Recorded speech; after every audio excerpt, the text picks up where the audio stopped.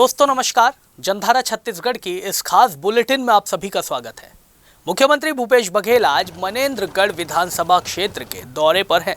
मनेन्द्रगढ़ के कटकोना और पाराडोल गांव में सीएम बघेल का दौरा तय किया गया है। यहां पहुंचकर सीएम बघेल आम जनता से भेंट मुलाकात करेंगे और शासन द्वारा संचालित तमाम योजनाओं और कार्यक्रमों का फीडबैक भी लेंगे। गांव के दौरे से पहले सीएम बघेल ने बैकुंठपुर में अधिकारियों की समीक्षा बैठक ली, वहीं विभिन्न विकास कार्यों की सौगातें भी दी।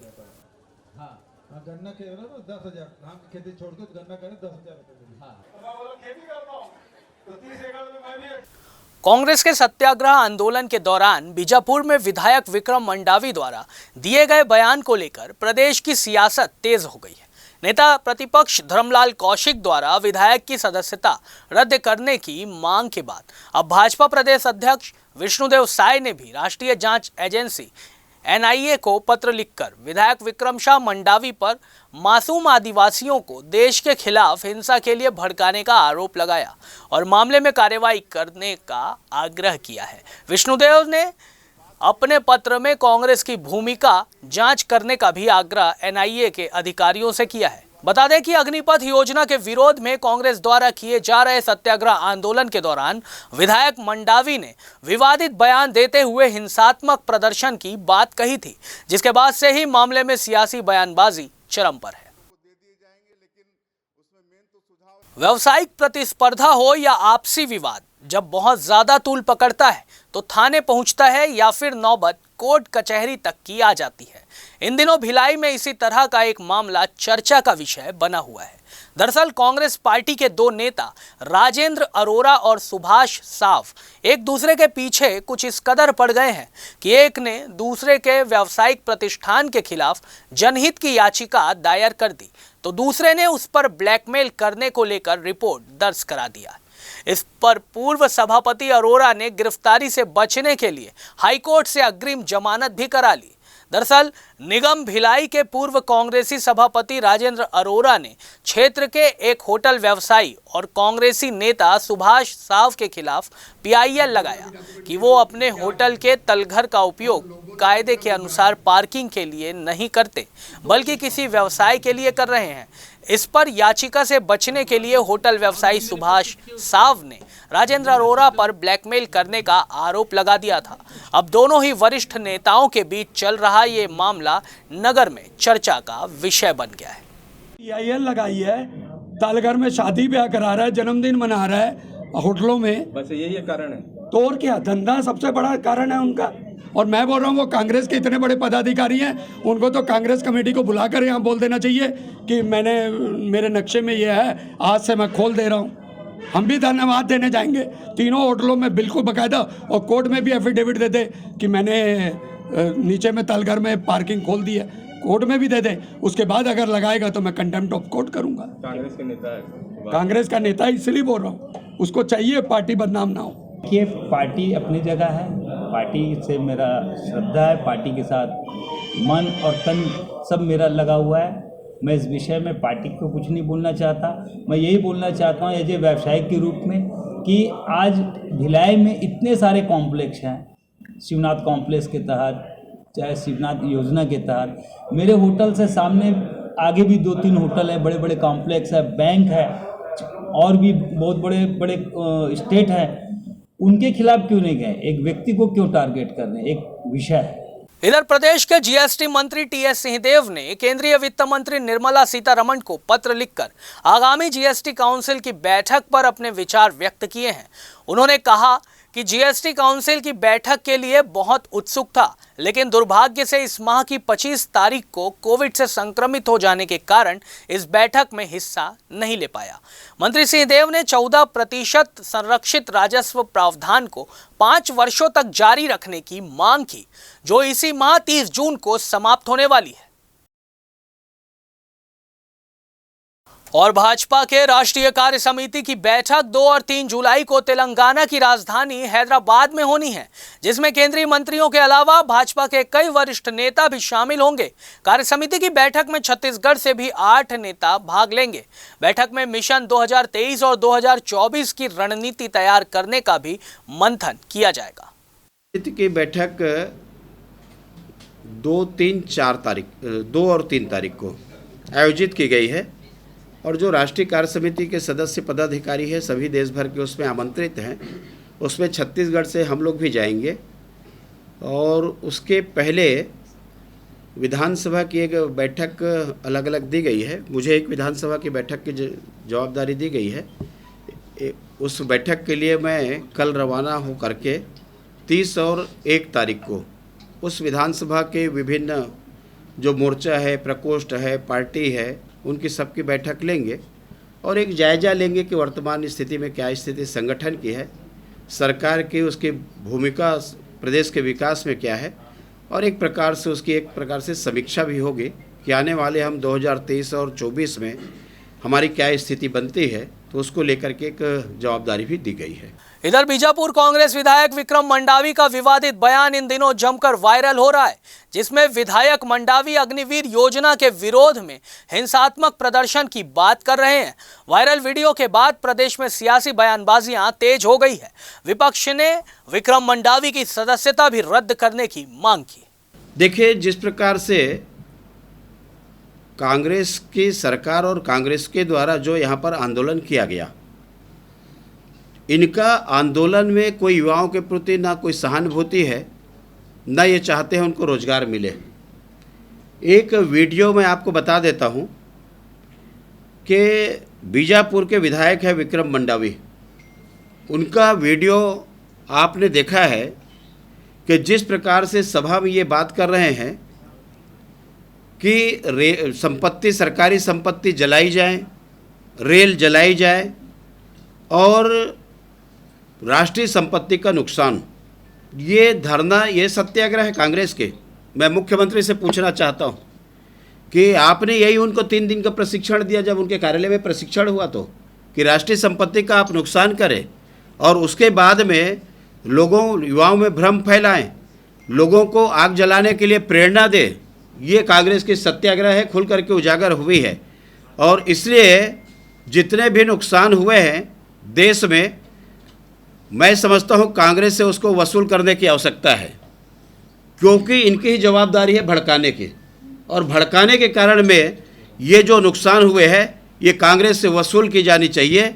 और जिस प्रकार से विधायक का बयान आया है तो एक राष्ट्रीय पार्टी का चरित्र नहीं है, इसलिए उनके मान्यता को भी निरस्त करनी चाहिए, ये मैं मांग करता हूँ। और आगामी 1 जुलाई को रायपुर के राजीव भवन में प्रदेश कांग्रेस कार्य समिति की मासिक बैठक होगी, जिसमें आगामी माह की कार्य योजना पर रणनीति बनाई जाएगी और बीते माह में पार्टी के आंदोलन और कार्यों की समीक्षा भी की जाएगी। बैठक में मुख्यमंत्री भूपेश बघेल, प्रदेश के प्रभारी PL Punia, PCC chief Mohan Markam, प्रभारी सचिव सप्तगिरी उल्का और चंदन यादव भी शामिल होंगे। जो चिंतन शिविर हुआ था उसमें निर्णय लिया गया था कि प्रति माह की 1 तारीख को प्रदेश कांग्रेस की मासिक बैठक रखी जाएगी। तो 1 जुलाई को प्रदेश कांग्रेस कार्य समिति की मासिक बैठक प्रदेश मुख्यालय राजीव भवन में आयोजित की गई है। इस बैठक में अखिल भारतीय कांग्रेस कमेटी के छत्तीसगढ़ प्रभारी माननीय श्री PL पूनिया जी, प्रदेश के मुख्यमंत्री श्री भूपेश बघेल जी, प्रदेश कांग्रेस अध्यक्ष मोहन मरकाम और जो हमारे प्रभारी सचिव हैं डॉक्टर सप्तगिरी शंकर उल्का, डॉक्टर चंदन यादव, ये भी इस बैठक में शामिल होंगे। मुख्यमंत्री भूपेश बघेल भेंट मुलाकात के लिए कोरिया जिला के बहरासी गांव कल पहुंचे थे। वहां उन्होंने जनकपुर को नगर पंचायत बनाने की घोषणा की। इसके अलावा रामदहा को पर्यटन केंद्र के रूप में विकसित करने का भी ऐलान किया। और इधर जांजगीर चांपा जिले के 5 ब्लॉक में 10 सरपंच पद के लिए उपनिर्वाचन हो रहा है, जिसमें पामगढ़ ब्लॉक के खोखरी ग्राम पंचायत के आश्रित गांव रीवा पार के ग्रामीणों ने उपचुनाव का बहिष्कार कर दिया। उनका कहना है कि आज़ादी के बाद से उनके गांव में सड़क नहीं बनी है। उन्होंने साफ तौर पर कहा कि जब तक सड़क नहीं बनाई जाएगी तब तक पंचायत, विधानसभा और लोकसभा चुनाव का बहिष्कार करेंगे।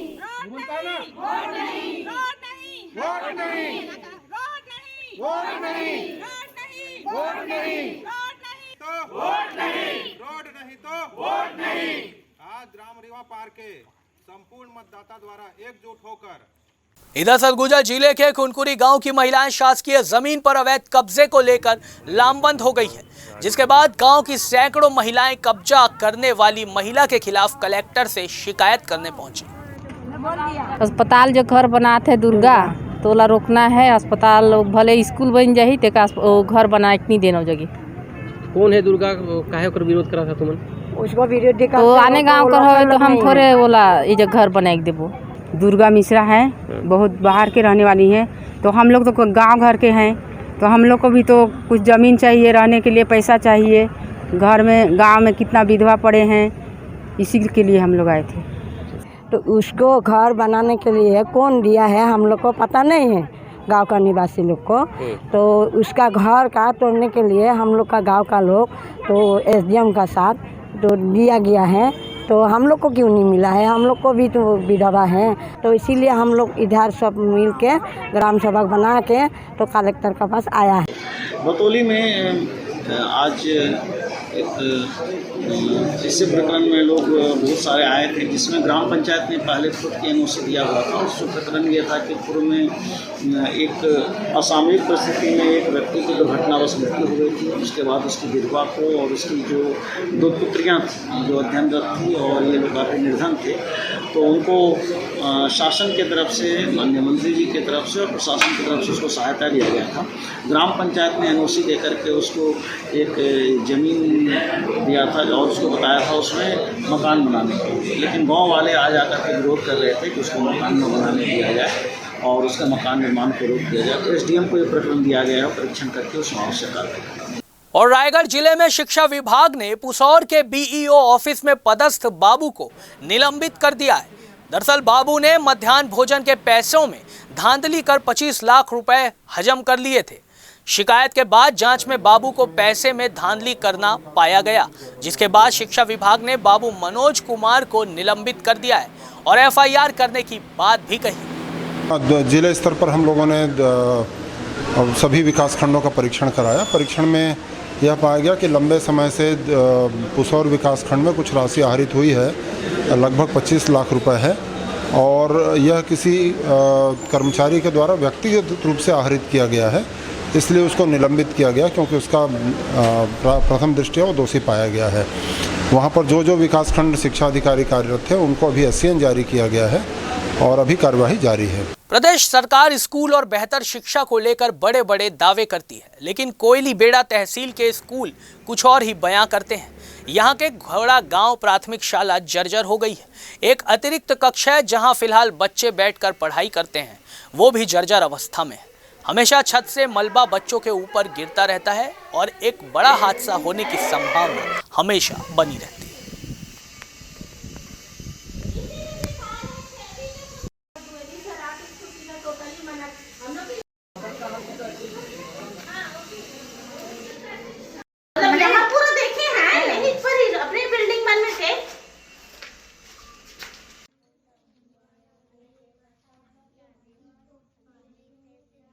यहाँ हम लोग पढ़ाई करके यहाँ बैठ के पढ़ाई कर रहे हैं। यहाँ स्कूल का छत टूट गया है, यहाँ गिरता है तब हमें डर लगता है। कभी कभी हम बाहर भी बैठ के पढ़ाई करते हैं। सर, परेशानी तो दिख रहा है कि स्कूल में ताला लगा के हम लोग काफ़ी समय से रखे हुए हैं, जर्जर स्थिति में है और स्कूल क्रैक भी हो रहा है। मतलब ज़मीन से भी क्रैक हो रहा है और दीवारों से भी क्रैक हो रहा है और ऊपर का तो जो मलबा है वो आए दिन गिरते रहता है। क्या मांग करते हैं?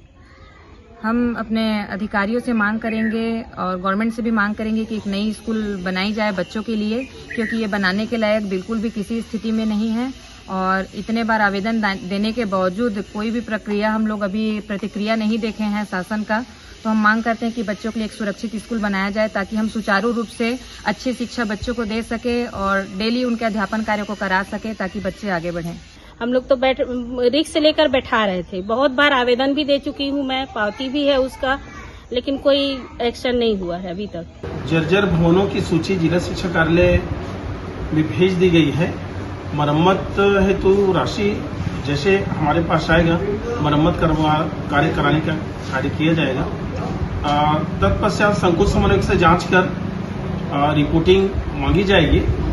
यदि जर्जर भवन होगा तो वहाँ किसी भी बच्चे को बिठाना नहीं है। और रायगढ़ जिले में कलेक्ट्रेट पहुंचकर महिलाओं और पुरुषों ने जिन्होंने मनरेगा में काम किया था अपनी मजदूरी के भुगतान के लिए कलेक्टर से गुहार लगाई है। ज्ञापन भी सौंपा है। जिला प्रशासन से भुगतान किए जाने को लेकर के लंबे समय से ये लोग लामबंद हैं।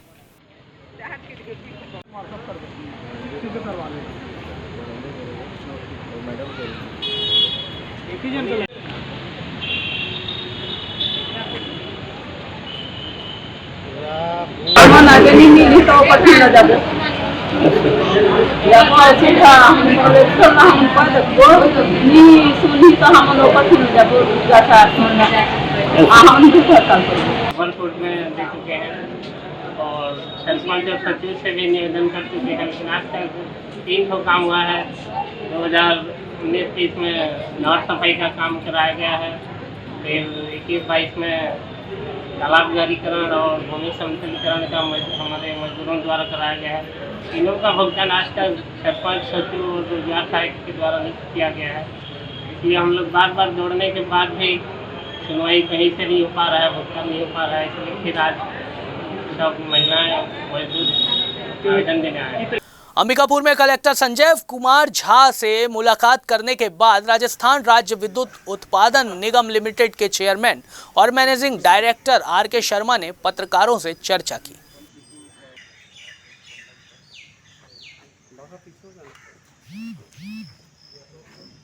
हमने जो है यहाँ पर चीफ सेक्रेटरी छत्तीसगढ़ गवर्नमेंट और पीसीसीएफ चतुर्वेदी सर और उसके बाद डीजीपी सर और उसके बाद जो है आपके ACS to CM Sahu sir से भी बात की है और हमने हमारी चिंताओं से, हमारी परेशानियों से और जो आसन जो आपका विद्युत संकट जो राजस्थान पर मंडरा रहा है उसके बारे में बात की, क्योंकि कोयला अगर हमें नहीं मिलता है इन कैप्टिव कोल माइन से तो राजस्थान वाकई बहुत बड़ी परेशानी में आ जाएगा। आश्वासन तो पूरा सहयोग का आश्वासन सब जगह से मिला है, चूँकि ये आप मान लें कि जब हमें सेंटर से और छत्तीसगढ़ सरकार से सारी स्वीकृतियाँ जो भी आवश्यक स्वीकृतियाँ हैं वो पहले ही मिल चुकी हैं, तो हमारा ये मानना है कि सरकार पूरी तरह हमारे साथ है।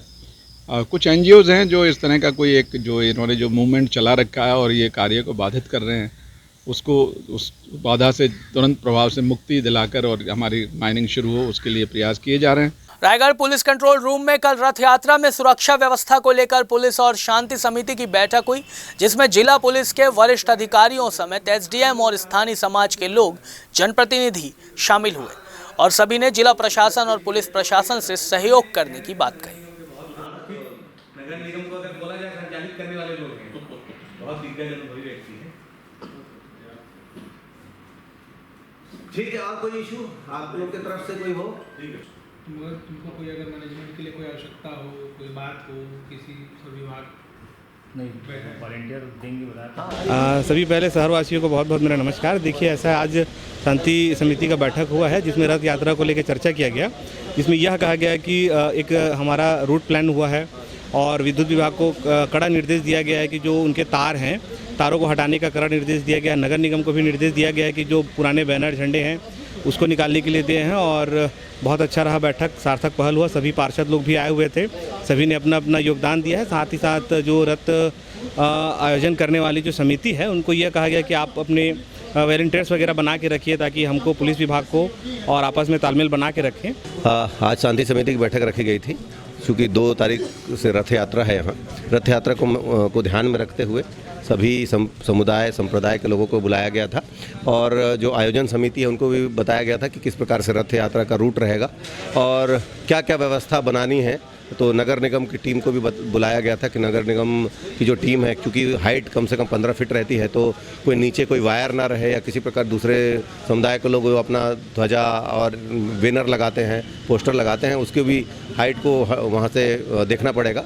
तो इस हिसाब से सबको अपनी अपनी व्यवस्था बनाने के लिए बोला गया है। विद्युत विभाग को भी कि उनके वायर नीचे ना रहे, क्योंकि जब रथ को खींचा जाता है तो रथ में कोई ब्रेक नहीं रहता, तो अचानक कहीं पर भी रथ आगे बढ़ जाता है तो कई वायर टूटने का डर रहता है, जिससे कोई घटना हो सकती है। तो इसको ध्यान में रखते हुए और चूँकि 1 तारीख को मेला भी है रथ यात्रा से रिलेटेड, तो उसके लिए भी कैसी व्यवस्था बनाई जाए, यातायात की टीम को इसमें समझाइश दी गई है, बताया गया है। रूट को क्लियर किया गया है कि 2 को जाएगी रथ और 9 को वापस आएगी, कहीं पर एक निश्चित स्थान पर रहता है रथ। तो ये सभी तथ्यों पर बात हुई है और शांतिपूर्ण तरीके से लोग रथ यात्रा को मना सकें, इसकी व्यवस्था की जाएगी। बिलासपुर में दोहरे हत्याकांड का मामला सामने आया है। एक ही परिवार में हुए खूनी संघर्ष में छोटे भाई ने बड़े भाई और भाभी की कुल्हाड़ी मारकर हत्या कर दी है। दरअसल जरहा भाटा में पुश्तैनी जमीन के विवाद को लेकर दो सगे भाई और उनके परिवार आमने सामने आ गए और खूनी खेल खेला गया। इस दोहरे हत्याकांड से इलाके में सनसनी फैल गई है। पुलिस ने मामले में छोटे भाई और उसकी पत्नी सहित 2 नाबालिगों को भी गिरफ्तार किया है। सिविल लाइन थाना क्षेत्र में ओमनगर जरहा भाटा इलाके में सूचना आई कि एक महिला और एक पुरुष को जो है उनके भाई के द्वारा मार दिया गया है। इसमें तत्काल पुलिस मौके पर पहुंची और प्रारंभिक पूछताछ में ये पता चला कि दोनों भाइयों में ज़मीन को लेकर विवाद था। उसी पर से आज जो है विवाद बढ़ा और इसमें आवेश में आकर जो है छोटे भाई ने अपने बड़े भाई और उसकी पत्नी को टंगिया से मारा है, जिससे दोनों की मृत्यु हो गई है। और इसमें पुलिस जो है मर्ग कायम करके और घटना में शामिल जो उनका देवर था और उनकी देवरानी और उनके बच्चे भी, जैसा मृतक और उनके परिजन जो हैं बता रहे हैं, सभी को हमने पुलिस कस्टडी में ले लिया है और अभी पूछताछ कर रहे हैं। राजधानी रायपुर में सरकारी नौकरी दिलाने के नाम पर लाखों रुपए की ठगी करने वाले आरोपी पति पत्नी को पुलिस ने अंततः गिरफ्तार कर लिया है। बताया जा रहा है कि आरोपी दंपत्ति ने सरकारी नौकरी दिलाने के नाम पर 7 लाख रुपए की ठगी की थी। कुछ दिनों पहले ही शहर के सिविल लाइन थाना क्षेत्र प्रार्थी अजय बाघे द्वारा इसकी शिकायत दर्ज कराई गई थी। जानकारी देते हुए civil line CSP Virendra Chaturvedi ने बताया कि प्रार्थी की शिकायत पर राजा तालाब निवासी रोनी ब्राउन और उसकी पत्नी श्रेया ब्राउन को गिरफ्तार किया गया है और आगे की कार्रवाई की जा रही है। थाना सिविल लाइन क्षेत्र अंतर्गत राजा तालाब निवासी रोनी ब्राउन और उसकी पत्नी श्रेया ब्राउन के द्वारा लोगों को नौकरी लगाने के नाम पे धोखाधड़ी की शिकायत थाना सिविल लाइन में प्रार्थी अजय कुमार बाघे के द्वारा की गई है और जिसमें विभिन्न लोगों को शासकीय नौकरी दिलाने के नाम से लगभग 7 लाख रुपए की ठगी इन दोनों इस दंपत्ति के द्वारा किया गया है, जिसको संज्ञान में लेते हुए थाना सिविल लाइन में 420-34 भारतीय दंड विधान के तहत अपराध प्रतिबद्ध कर विवेचना में लिया गया है। आरोपीगण पुलिस की हिरासत में है, जिनसे पूछताछ की जा रही है। तत्पश्चात उन्हें माननीय न्यायालय के समक्ष प्रस्तुत किया जाएगा। और देश भर में बढ़ते कोरोना संक्रमण के साथ साथ छत्तीसगढ़ में भी इन दिनों लगातार कोरोना संक्रमितों की संख्या बढ़ती जा रही है। बीते मंगलवार को 24 घंटों के भीतर ही प्रदेश भर में 186 कोरोना संक्रमित मरीजों की पहचान हुई है। इनमें सबसे ज्यादा 47 पॉजिटिव मरीज दुर्ग में मिले, तो वहीं राजधानी रायपुर में 46 संक्रमित मरीजों की पहचान हुई है। बता दें कि मंगलवार को प्रदेश भर में कुल 14,360 सैंपलों की जांच हुई थी, जिनमें 186 संक्रमित मरीज मिले हैं। बढ़े हुए इन आंकड़ों के साथ राज्य में अब कुल 851 कोरोना एक्टिव मरीज हो गए हैं।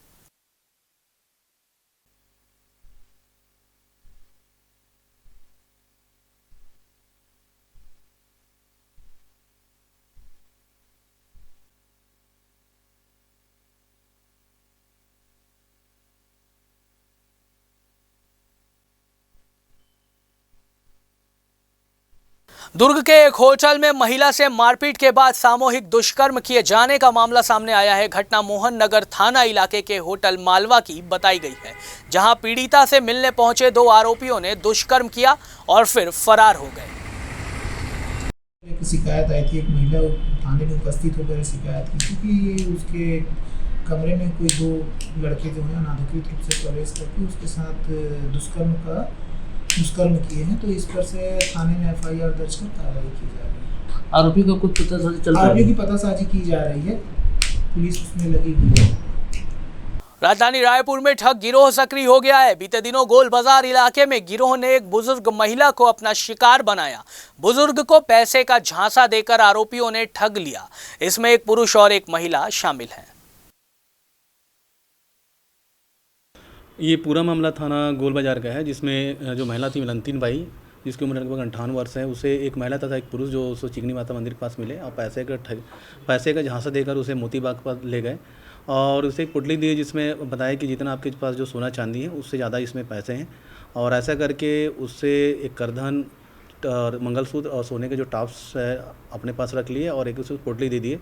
जब महिला बाद में जाकर उसमें देखी तो उसमें ऐसा कुछ था नहीं, जिस पर उसे ठगी का एहसास हुआ, जिस पर थाना गोल बाजार में 420-34 के तहत मामला पंजीबद्ध किया गया है इस पूरे प्रकरण में एक महिला तथा एक पुरुष की भूमिका पाई गई है, जिस संबंध में हमें सीसीटीवी फुटेज देख रहे हैं। साथ ही साथ इस पर साइबर की एक टीम भी लगी हुई है।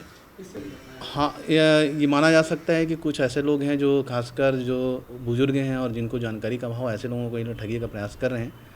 तो साथ ही साथ मैं आपको मीडिया के माध्यम से ये संदेश देना चाहता हूँ कि अगर कोई झांसा दे के खास करके डबल हो जाएगा पैसा या सोने चांदी के बदले पैसा ले लो, तो ऐसे झांसे में ना आए, क्योंकि ये ठग ही हैं जो एक प्रकार ठगी का शिकार बनाते हैं लोगों को। तो फिलहाल इस बुलेटिन में इतना ही। मुझे दीजिए इजाजत। देश दुनिया की बाकी खबरों के लिए आप देखते रहिए VIP न्यूज़।